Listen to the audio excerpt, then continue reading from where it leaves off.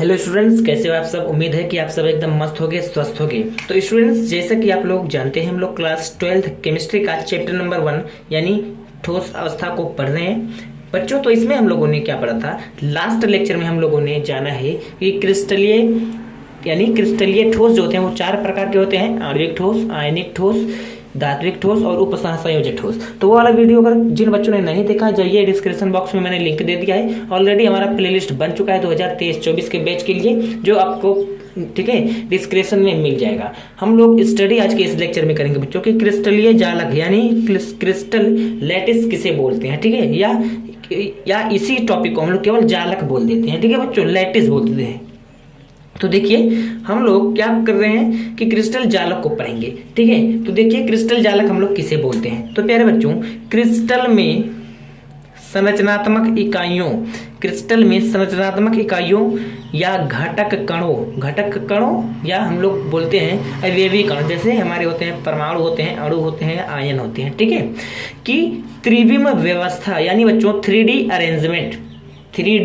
Arrangement यानी 3D का मतलब होता है क्या, 3 डायमेंशनल, ठीक है, 3 डायमेंशनल, ठीक है।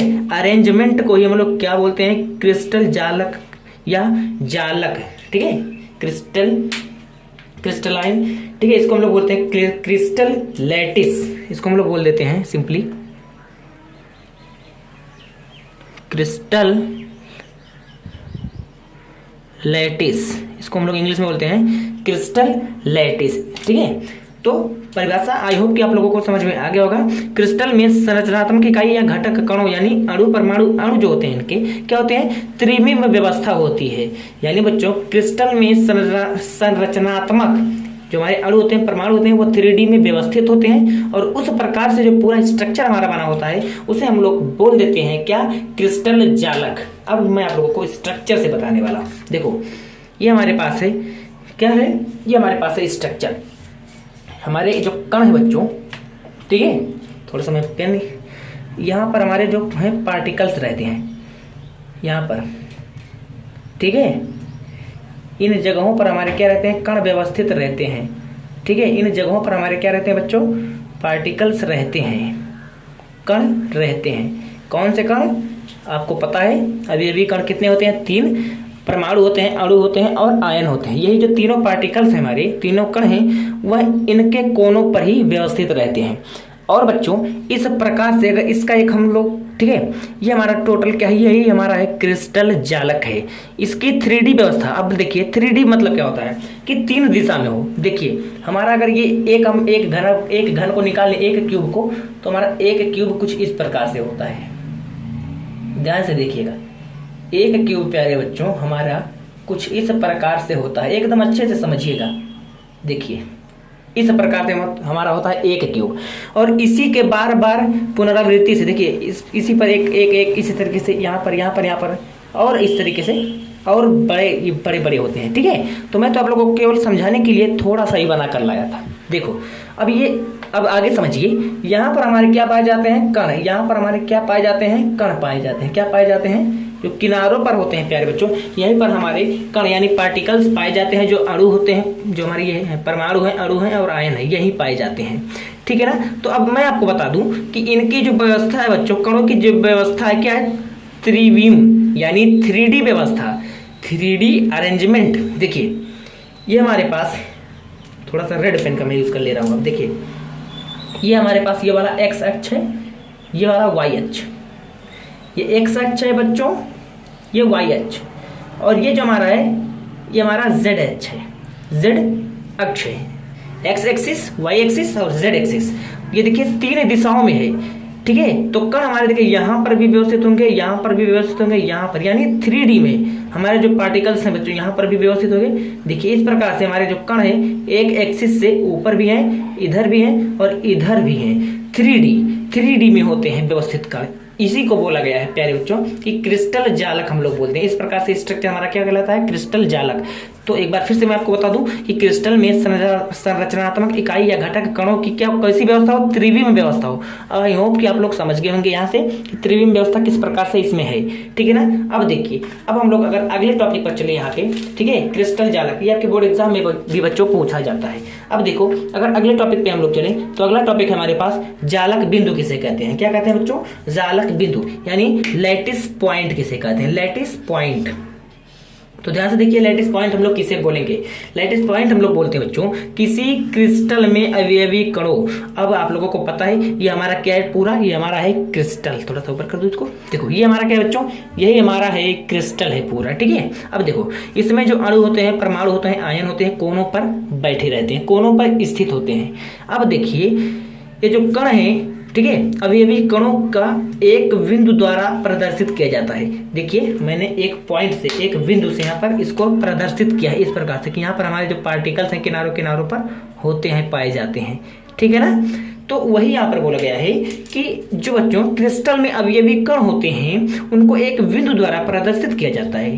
किसके द्वारा? एक बिंदु, एक पॉइंट द्वारा प्रदर्शित किया जाता है। उससे ही हम लोग बोलते हैं जालक बिंदु या जालक स्थल भी बोल देते हैं, जालक स्थल। तो यहीं पर हमारे जो पार्टिकल्स हैं बच्चों, यहीं पर हमारे पार्टिकल्स होते हैं, तो इसीलिए इसको हम लोग क्या बोल देते हैं, यहीं पर ये हमारे लिए है जालक बिंदु,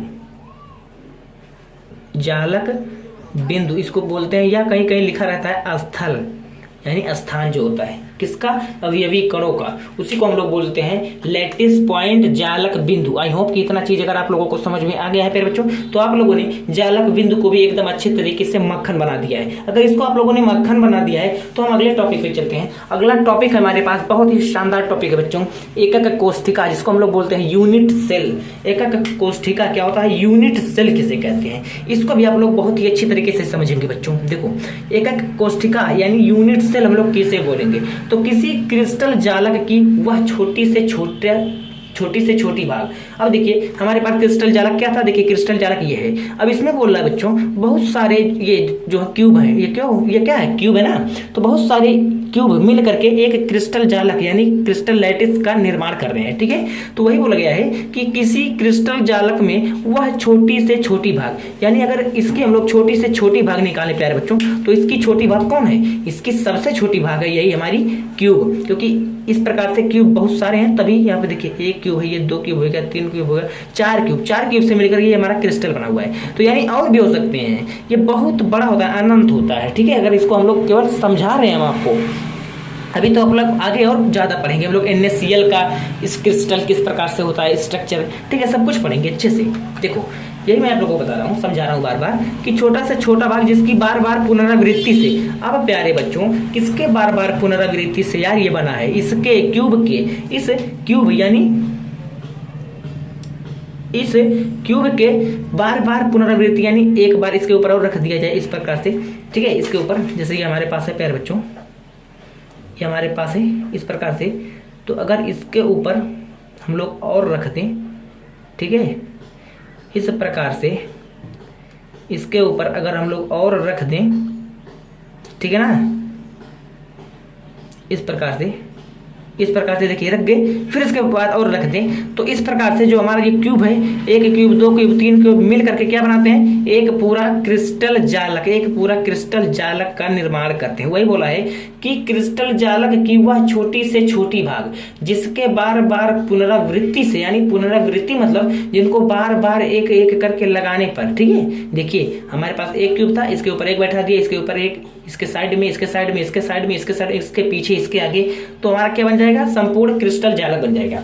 तो हम लोग क्या पढ़ रहे हैं, एकक कोष्ठिका यानी यूनिट सेल हम लोग किसे बोलेंगे, तो यूनिट सेल हम लोग उसे बोलेंगे कि किसी क्रिस्टल जालक की वह छोटी से छोटी भाग जिसके बार बार पुनरावृत्ति से संपूर्ण क्रिस्टल का निर्माण होता है प्यारे बच्चों, उसे हम लोग यूनिट सेल बोलेंगे। अब देखिए, यूनिट सेल का स्ट्रक्चर किस प्रकार से होता है, यूनिट सेल जो हमारा होता है उसका स्ट्रक्चर इस प्रकार से होता है। ये हमारा है यूनिट सेल, एकक कोष्ठिका। ये हमारा क्या है, ये हमारा है यूनिट सेल, ये हमारा है एकक कोष्ठिका या एकक कोशिका जिसे हम लोग बोल सकते हैं, ठीक है। तो देखिए, यही हमारे हैं, और ये सब हमारे क्या हो गए, ये हमारे हैं जालक बिंदु, ठीक है, अभी मैंने आपको बताया कि जालक बिंदु किसे कहते हैं, परिभाषा बता दिया है, समझा भी दिया है, ये हमारे जालक बिंदु होते हैं। अब देखिए इसी के, ठीक है बच्चों, तो इसी के बार बार हम लोग अगर पुनरावृत्ति कर दें तो हमारा क्रिस्टल जालक बन जाता है। और क्रिस्टल जालक का अगर हम लोग एक छोटा सा भाग निकाल लें, यानी क्रिस्टल जालक की जैसे हम अगर एक छोटा सा भाग निकाल लें तो वही हमारा क्या हो जाता है,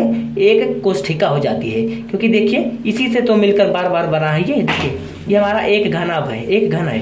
इस तरीके से मिल करके 3-4 घन मिल करके एक क्रिस्टल जालक का निर्माण किए हैं। जैसे सपोज मान लीजिए बच्चों, आपके घरों में जो दीवार है, क्या है, मैं आप लोगों को समझा दे रहा हूँ। यहाँ पे दीवार है जो वो ईंटों से मिलकर बना है दीवार, तो वो क्या है, वो ईंट है बच्चों, यूनिट है, वो एक इकाई है। और उस इकाई से मिल करके आपका पूरा दीवार खड़ा हुआ है। तो ठीक उसी प्रकार से जो क्रिस्टल जालक है आपका, क्या है बच्चों, क्रिस्टल जालक ये जो है आपका दीवार है। मान लीजिए ये क्या है, दीवार है, और ये क्या है, ये उसका एक ईंट है। तो इसी से मिल करके बार बार हमारा क्या बनता है, दीवार, यानी क्रिस्टल, यानी एक कोष्ठिका से मिलकर के हमारा बार बार क्या बनता है बच्चों, क्रिस्टल, एक क्रिस्टल जालक का निर्माण होता है। ठीक है, जैसे हमारे 1-2 नहीं बल्कि हजारों ईंट लगते हैं तब एक दीवार खड़ा होता है, तो उसी प्रकार से ये हजारों करोड़ों लाखों में होंगे बच्चों, ठीक है, यूनिट सेल, और उसी प्रकार से हमारा क्रिस्टल, एक क्रिस्टल जालक का निर्माण होगा। तो आई होप कि इतना चीज आप लोगों को समझ में आ गया है प्यारे बच्चों। अगर आया हो, अगर इतना चीज आप लोगों को एकदम मक्खन लगा हो, क्या लगा हो, एकदम मक्खन लगा हो, तो हमारे चैनल को सब्सक्राइब करके बेल आइकन को प्रेस कर दीजिएगा और अपने दोस्तों के साथ जरूर शेयर करिएगा। क्योंकि हम आपके लिए इतना सब कर रहे हैं, तो आप हमारे लिए एक सब्सक्राइब और एक शेयर जरूर कर सकते हैं। ठीक है, तो मिलते हैं अगले वीडियो में बेटा, तब तक बने रहिए आप हमारे चैनल के साथ।